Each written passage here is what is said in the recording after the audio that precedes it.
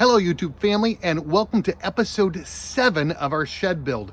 Now it's been about a week since I've been able to put out a video. I shared with you on the last video that we had to help my dad and his wife move up to Southwest Ohio, so we've been busy with that.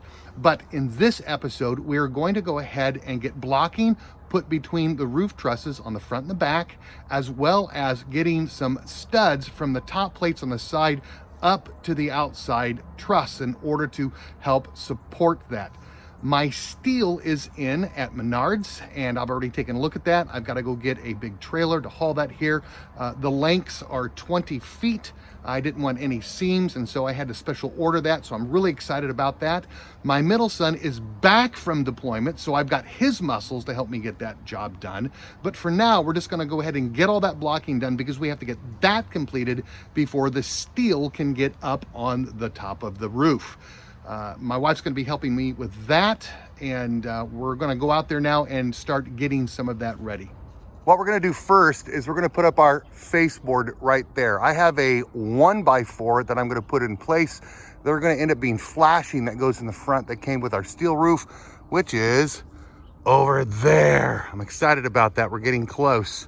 Now, let me just remind you really quick about the dimensions here. I measured from the outside corner to the outside corner. Now I have to trim those 1x4s running down that are hanging over just a little bit.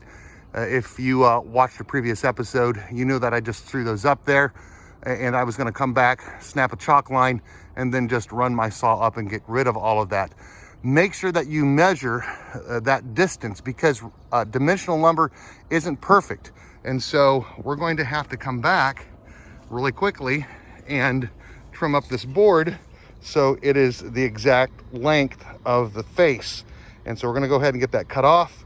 And then my son, who is back from deployment, yay, is here to help me today. And we're going to get this put up on the front faceplate.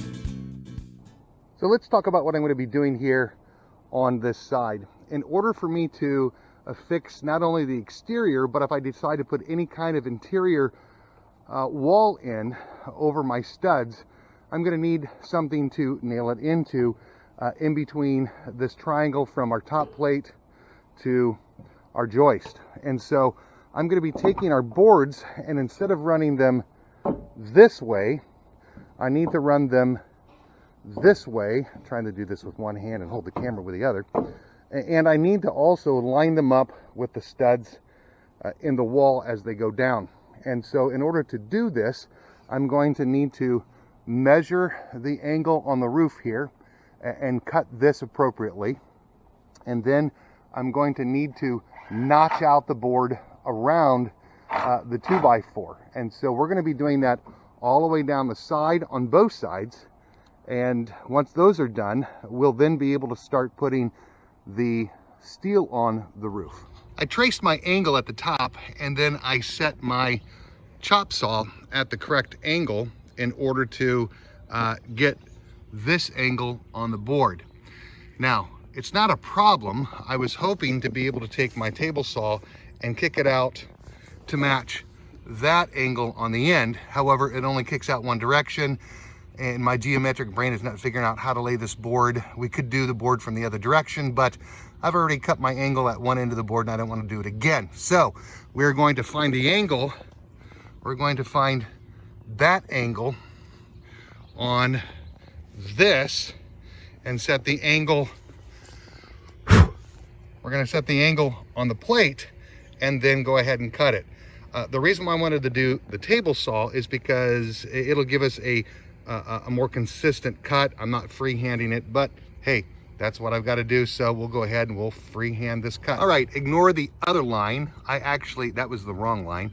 And I actually got what appears to be, hopefully, the right angle on this. So we'll finish this cut off with a handsaw, and then we'll get up there and see. All right, so what's wrong with this picture? Remember, good, bad, and the ugly. My angle on top is fine, but I put my notch on the wrong side of the board. So all is not lost. I have my angle for the top, and I can just go ahead and now cut boards that I nail all the way down. We'll just use this board on one down here that's a little shorter, and we'll get the notch on the correct side.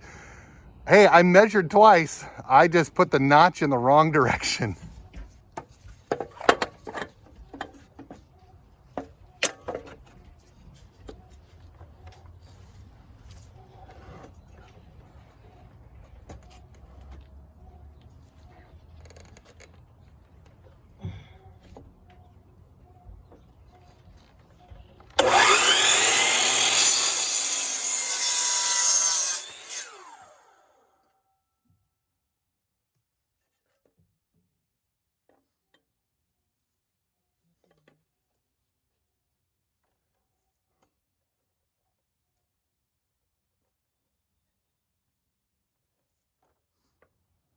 Just between 15 and 16.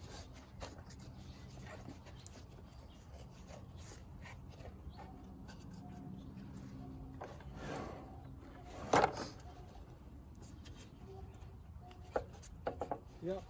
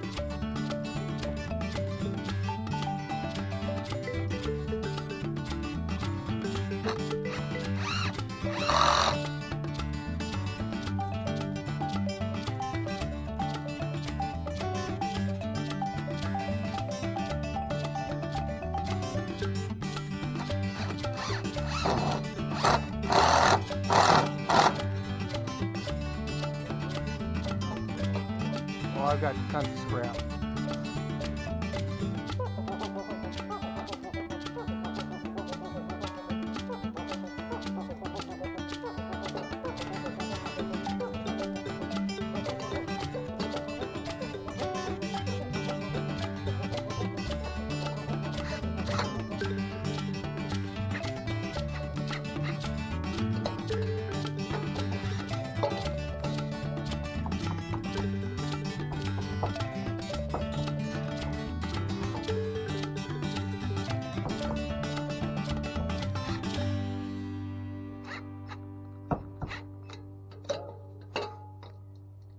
So what we've been doing hasn't been very interesting. It's basically just been cutting, screwing, cutting, screwing, cutting, screwing.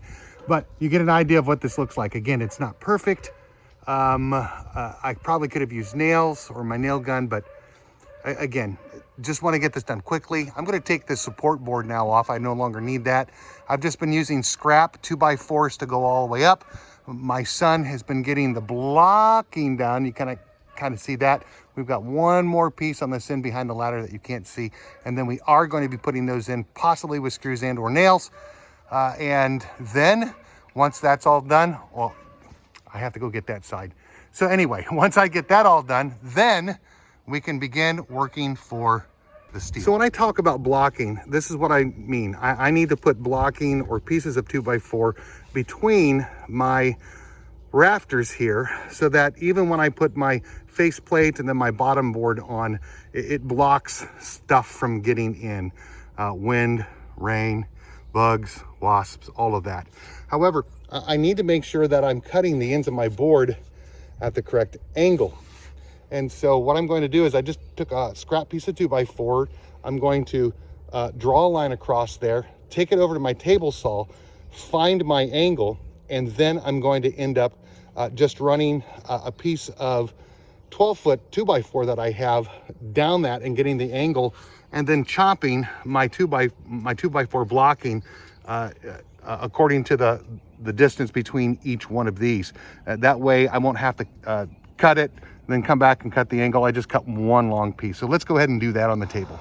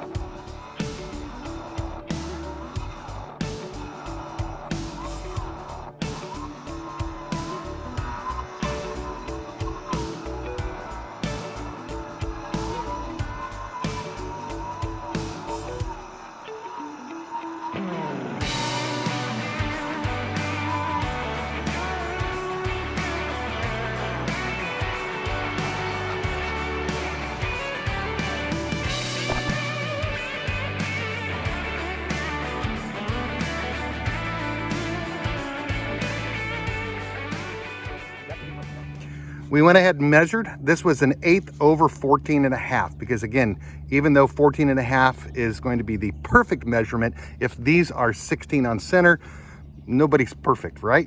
So we're going to measure each gap and go ahead and cut.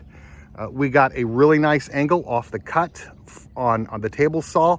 So now we just have to measure and chop, measure and chop, measure and chop. Now, if we were really, really good and all of these were perfectly 16 on center, then we could just go ahead and quickly chop each one at 14.5. But we're not that good, and I would like to kind of have a tight fit. So Matthew, my son, is going to go ahead and do that job as I continue to work on cutting and getting the studs up. Now, you saw that I notched the one wrong. And as we were thinking about what we want to do here, to save ourselves time, we're just going to avoid the notch for now. If I feel I need to go back later and bring it up the rest of the way, what I'm going to do is I'll just get a board that I cut down specific to run the entire distance down that sets on top of that one board, and that can serve as a nailer towards the top. But right now, time is of the essence. I'm going to go ahead and chop all of my side studs in that triangle and get those put up. So again, time is of the essence.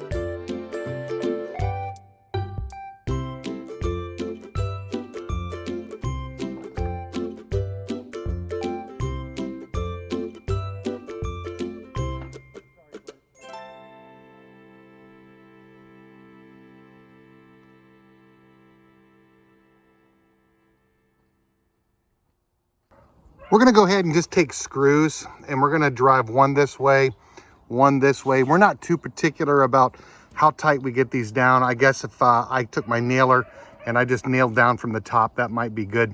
Matter of fact, I don't know, we'll see. The reason why I'm not getting it out is just because I'm lazy. I am a little concerned. I know I've been splitting the ends with the screws, so I'm also concerned that I might split the board all the way with the air nailer. But let's go ahead and get these taken care of. Once this is done, and then once I get my studs over in this side of this portion of the shed, we're gonna be done with this. I don't know, this might be one video, because the putting the metal roof up on, I think it should be its own episode, and this won't be too long. But again, not as interesting as the last ones I've had, but a necessary one. This is kind of the boring part of finishing off things before you can end up getting your siding and your roof on.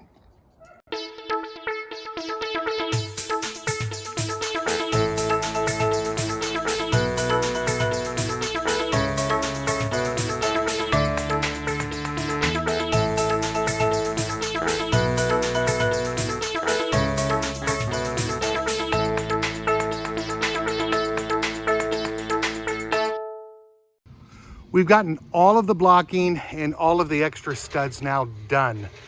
This took all day basically on a Friday with the help of my middle son. And let me just turn this around really quick and show you what we've gotten done. Really don't want to start on the metal roof yet, way too late. We need to get trim work up, all the edging, steel up before we start laying the actual steel lengths down. As you see, we've gotten all the studs up. They don't have to be perfect. Again, this is a shed. Now, it's not like I'm aiming for something that's not excellent, but this took a lot of time. I decided not to go ahead and notch these out just to save us time. When I go to put something up on the inside, I will just simply run a board, cut the thickness of the notch from this end all the way down, and that'll be good enough. Again, it's a shed. My son went ahead and got all the blocking done in between all of those, did an absolutely excellent job. However, we did run into one problem that we discovered here on the homestead that we found behind our other shed. These guys, there were 5, and we were hoping that Mom would get rid of them, and she took 3 away, but we are still left with 2. I am not a cat person. I'm allergic to cats. If you touch this cat, even though he seems to be really friendly, he hisses at me pretty hard because they're not used to people. So we have to take these to the animal shelter. So from Brian here at Simple Homesteading, along with these guys, we hope that you enjoyed this short video. Give it a thumbs up if you liked it, and leave a comment below. Love interacting with our community. If you have not yet subscribed, hit the subscribe button. And as always, help us grow our community by sharing this on social media. Again, you all have a wonderful day.